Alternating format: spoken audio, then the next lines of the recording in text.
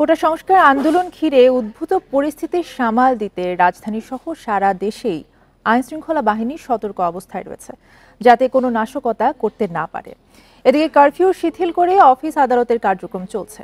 বৈষম্য বিরোধী ছাত্র আন্দোলনের একটি পক্ষ রোববার আন্দোলন স্থগিত করলেও আরেকটি পক্ষ আজ সারা দেশে ছাত্র জনতার বিক্ষোভের ডাক দেয়। এতে রাজধানীর মহাখালী, মিরপুর, উত্তরা সহ বিভিন্ন এলাকায় অতিরিক্ত পুলিশ মোতায়েন করা হয়েছে।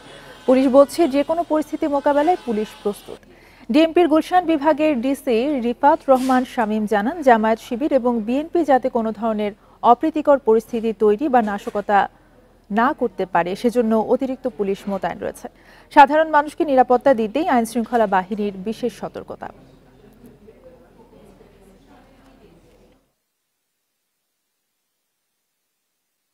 জনজীবন স্বাভাবিক করার জন্য যে সকল নিরাপত্তা ব্যবস্থা পরিকল্পনা করা দরকার, আমাদের মাননীয় পুলিশ কমিশনার মহোদয় সেভাবে আমাদের নির্দেশনা দিয়েছেন এবং আমরা সেভাবেই গুলশান ডিভিশনের প্রত্যেকটা গুরুত্বপূর্ণ পয়েন্টে আমরা ফোর্স অফিসার ডেভেলপমেন্ট করেছি।